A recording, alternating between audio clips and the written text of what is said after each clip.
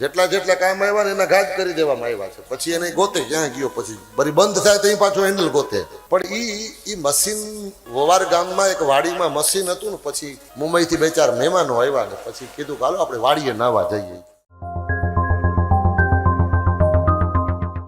અમુક માણસોનો હાથ એટલો ટૂંકો હોય, અરે અમુક માણસો તો હાથ ખીચામાં નાખે જ નહીં. આપણે પૂછીએ કારણ કે ખીચામાં હરપ બેઠો છે, વળી કરડી જાય તો ખીચામાં એરું છે આપડી જશે તો વીછી બેઠા હોય ઘણા ખીચામાં હાથ જ ન નાખે.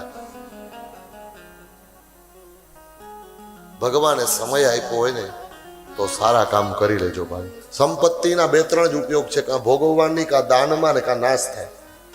ભોગે દાને જ નાશે જ.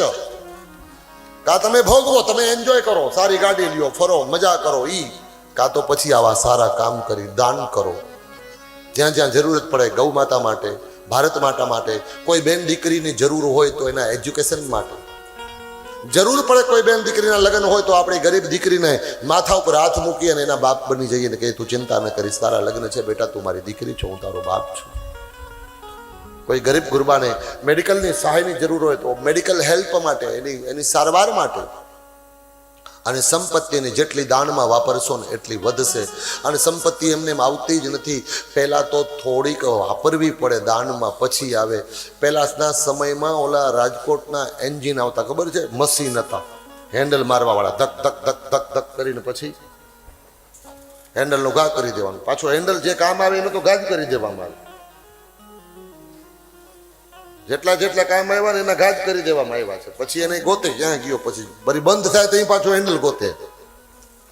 પણ ઈ મશીન વવાર ગામમાં એક વાડીમાં મશીન હતું ને, પછી મુંબઈથી બે ચાર મહેમાનો આવ્યા ને પછી કીધું કે હાલો આપણે વાડીએ નાવા જઈએ. વાડીએ નાવા આવ્યા ને પછી પૂછ્યું તો વાડીએ કહો કૂવો ભરેલો છે, ત્યાં હેન્ડલ મારજો એટલે ટાંકો ભરાઈ જશે ને મોજ કરજો. છોકરાઓ સ્નાન કરવા માટે આવ્યા, યુવાની હતા. હેન્ડલ અમને બધી ખબર છે એમ કહી દીધું. ઓલો કઈ કહેવા જતો તો ખેડૂત હેન્ડલ મારજો, કે હેન્ડલ બધું અમે જાણીએ જ છીએ. આવ્યા વાડીએ, તૈયારી કરી લીધી નાવાની, હેન્ડલ માર્યો, ઉપાડી નાખ્યું મશીન, પણ પાણી ન આવ્યું.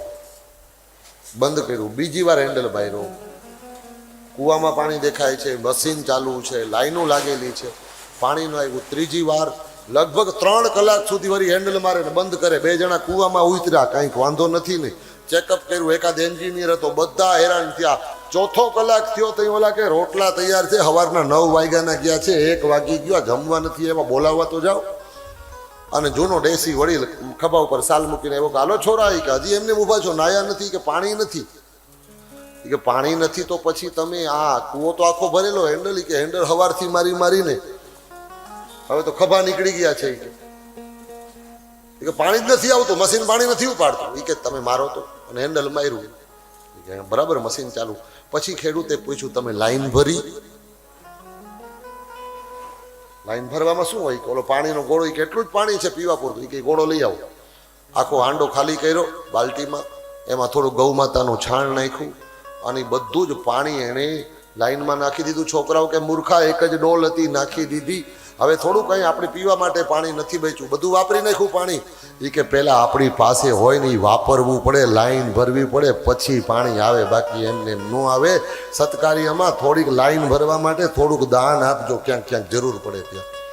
અને પછી કાકાએ કીધું મારો હેન્ડલ ને, એ જ્યાં હેન્ડલ બાર્યું, ધક ધક ધક ધક ધક ધક ધક ને મશીન ઉપડ્યું, ટાંકો ભરાઈ ગયો.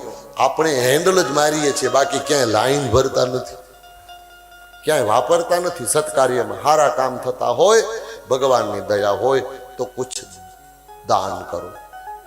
કલિયુગમાં દાનનો બહુ મહિમા છે.